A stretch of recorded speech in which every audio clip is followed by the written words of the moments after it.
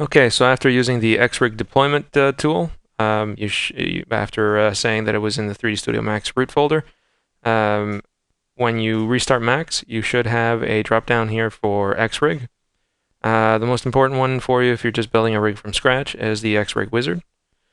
So all you need to do is define the name of your character. Let's call him Bob. And you just have to create the components. And at this point, you can even close this. Not a biggie.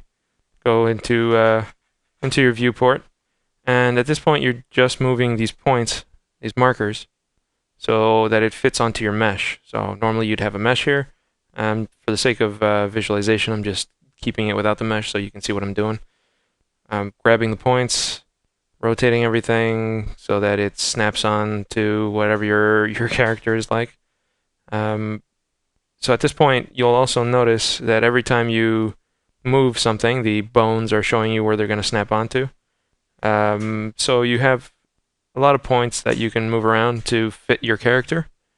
So let's say you've finished placing it and you're ready to rig and ready to go. You open up the wizard and you just go to the next step. So basically you named it, you created the components for a bipedal human, and now you're just applying whichever solution you want. Right now it's in build mode, so it's time to go to classic. Once you click that button, you can even hide the markers. At this point, you have basically your rig, and if you look at your layers, you're going to see that there's Bob markers. So all that button did before was click this on and off, and Bob rig is in that folder. So easy to find stuff. At this point, you have everything hooked up. So I'm just going to go through it real quick, so you can see what exactly it is that you have available with Xrig 1.2. You have an IK for the arm. You also have a stretchy IK. So if you want to, it will stretch in translation only. I don't do scaling because that's incredibly dangerous. But if you're doing skinning and you're translating, it actually stretches things out. You can also grab this little sphere that's floating that will always follow your hand. And it has all the controls for your fingers, so you can either control all the fingers in one shot, or you can go one finger at a time. You have your thumb, you have a couple of things in here, but you can also just go in and animate them independently. So you can grab all these guys and say, okay, I want to rotate relative. So you can animate these the old-fashioned way and add your keys there. So there's two tracks there, basically the procedural and the independent stuff. So you can also you'll notice that I always leave this little null that is independent of the rig. So let's say that you want to lock the hand down. So what you can do is you can do lock on the rotation constraint, so it follows the hand. So let's say I place the hand onto a table. I grab this thing and I'm just going to line it so that it's exactly in the same place. And now imagine that my character is animated and he's moving around, and I want to lock on. I can use the other slider here, and it's locked onto the table, completely independent of the actual center of mass. You're also going to find that I've included a very simple, like standard foot rig.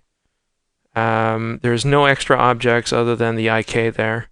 Nothing too exciting, but nothing something you should be able to easily use. Up vector for the knee. There's also a lot of little hidden things too. For example, well, it's not really hidden. It's just I made them so that they're harder to accidentally select. You can hide these or put these in a layer later if you don't want to. These are the twist bones. So I made them so that they're displayed as a little line. This twist bone here is following the rotation of the arm, whereas this twist bone is actually following the rotation of the clavicle. So you can have a blend between the two easy enough. Oh yeah, he's locked down, so let me unlock him so I can move him around again. One of the things that you'll notice too from the Xrig is that there are no hidden objects other than the ones I made that are like the twist bones. You can duplicate the rig and there's nothing that will break. It's designed so that what you see is what you get. No hidden rigs, no hidden objects, no billions of objects on the side, and you're also going to notice that it's pretty fast because of that. The new rig that I'm building, instead of using helpers, is going to be using geometry, so that should help a little. Also, there's a couple of extra features in here that make your life easier. So, for example, you want to differentiate between the center of mass and the one that, in case you have this something called a submaster, in case your character is underwater or jumping in the air, you want them to rotate on a specific point. You can turn that into another point or something like that, so it doesn't get in your way. You can put it in a layer and hide it. You can also just keep this as a box, make it a little smaller, easier to view or whatever.